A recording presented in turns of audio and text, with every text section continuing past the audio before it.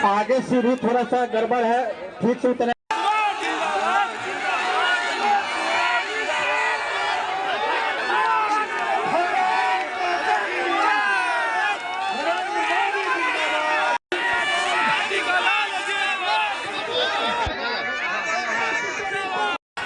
Doctor Rajesh Verma जी और यहाँ मंच पर उपस्थित बिहार सरकार के मंत्री दिवस गौरव दिवस को गौरव बढ़ाने के लिए और हमारे नेता का विचार सुनने के लिए जो आप लोग यहाँ आए हैं, तो आप लोगों को लड़ाई से बिहार मुजफ्फरपुर की धरती पर पढ़े लिखे लोग हैं, आप लोग जानते हैं, खासकर हमारे अनुसूचित भाई ये जानते हैं कि इस बिहार की धरती ही नहीं, इस देश में अगर अम्बेडकर को किसी ने स्थापित करने का काम किया वो भारतीय जनता पार्टी के सरकार में ही हुआ है। संविधान पहुंच रहा है।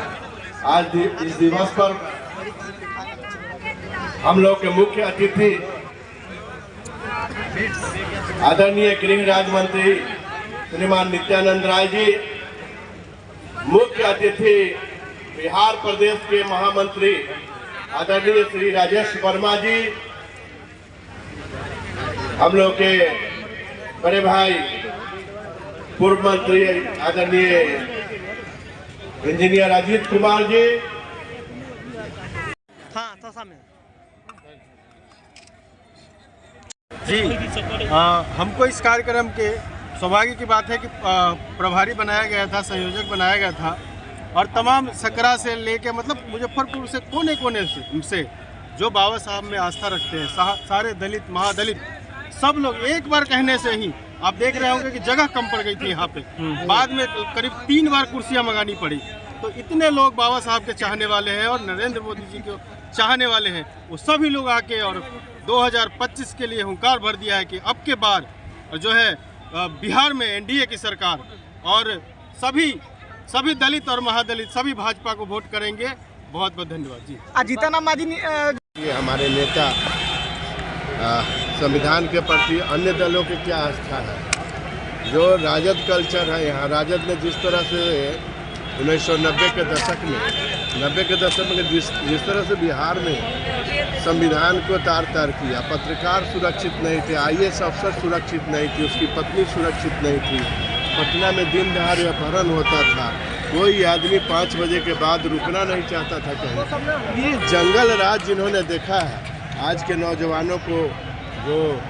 जिनका जन्म 2005 के बाद या 2000 के बाद हुआ होगा, उनको शायद नहीं मालूम होगा, वो इस समय को नहीं देखे होंगे। इसलिए बताने की ज़रूरत है नौजवानों को कि किसने बाबा साहब के संविधान को तार किया, किसने बाबा साहब को हराने का काम किया 2 चुनाव में, किसने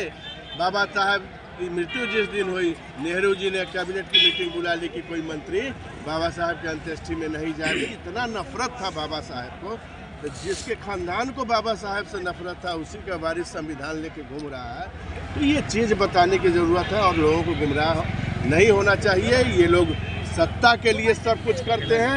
सत्ता के लिए कहीं जनेऊ कुर्ता पर से पहन लेते हैं और कहीं टोपी पहन लेते हैं, इसलिए ये सत्ता के लालची हैं, इनके पास कुछ नहीं है, ये जनता के नहीं है, देश के नहीं है। चुनावी बात है तो कहीं ना कहीं दलितों को वोट को एकत्रित करने का भी एक एजेंडा भाजपा के द्वारा चलाया जा रहा है। आप दलित वर्ग में चले जाइए, जिनके घर में 25-50 किलो अनाज पहुंच रहा है।